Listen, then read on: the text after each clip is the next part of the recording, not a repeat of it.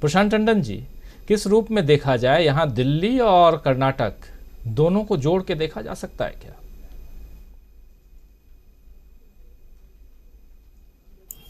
देखिए, शुरू में जो प्रोफेसर रविकांत कह रहे थे कि बीजेपी और कांग्रेस दोनों के लिए बहुत इंपॉर्टेंट है कर्नाटक इलेक्शन।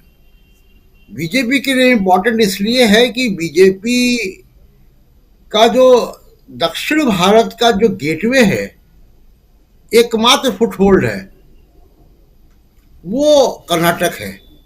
और कर्नाटक में अगर आप कर्नाटक के बीजेपी का इतिहास देखें तो अनंत कुमार थे, जब दुनिया में नहीं है, तो अनंत कुमार ने बीजेपी की वहां पे बुनियाद रखी, तरीके से आप कह सकते हैं। और उसके बाद अनंत कुमार के बाद जो बड़े नेता हुए वो येदियुरप्पा हुए।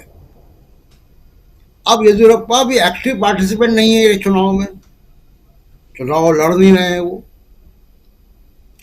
लिंगायत समाज से आते हैं, तो एक जो सोशल बैंडविड्थ है कर्नाटका की, बहुत डाइवर्स है, और उसमें कांग्रेस के पास अच्छा खासा रिप्रेजेंटेशन है।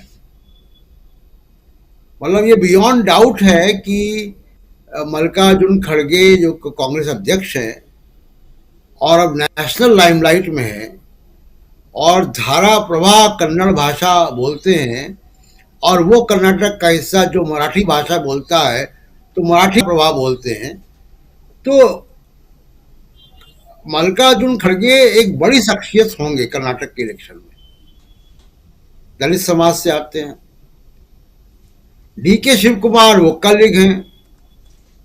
तो जितने भी, चाहे जो कांग्रेस के भी बड़े नेता हैं, वो कोई ना कोई एक बड़े सोशल सेगमेंट को समेट रहे हैं। और बीजेपी का क्योंकि वहां पे सत्ता में है, तो दोनों पार्टियों के लिए बड़ा क्रूशियल इलेक्शन होगा ये। और इलेक्शन के पोल परसेंटेज के हिसाब से अगर आप देखें तो पिछले इलेक्शन में कांग्रेस का पोल परसेंटेज था 38, बीजेपी का था 36 के साथ उनके पास 104 सीटें थी, बीजेपी कांग्रेस के पास 80 सीटें थी, 37 सीट जेडीएस की थी।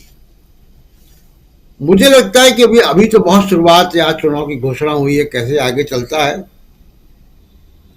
लेकिन कांग्रेस का वहां पे जो अभी पिछले महीने में वहां गया था बेंगलोर, और सुरेश जी वहां है, तो कांग्रेस बड़ी मजबूती से चुनाव लड़ेगी वहां पे, ये बात तय है।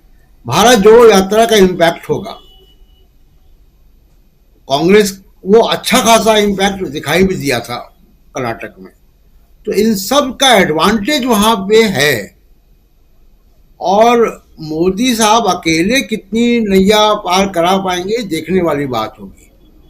जो बात मैंने पहले कही थी, मैं रिपीट कर दूं कि इलेक्शन कमीशन को ध्यान देना चाहिए कि वहां पे ईडी, सीबीआई और इनकम टैक्स अपने दफ्तर ना खोल दे कल के बाद से।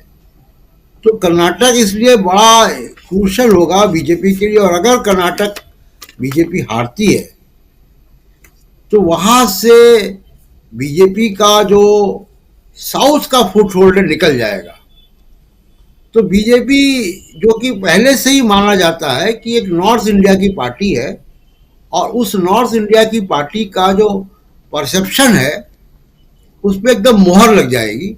और उसी को मैं याद दिलाना चाहता हूं कि जो गैर हिंदी भाषी राज्य हैं वहां पे बीजेपी का परफॉर्मेंस बहुत खराब है।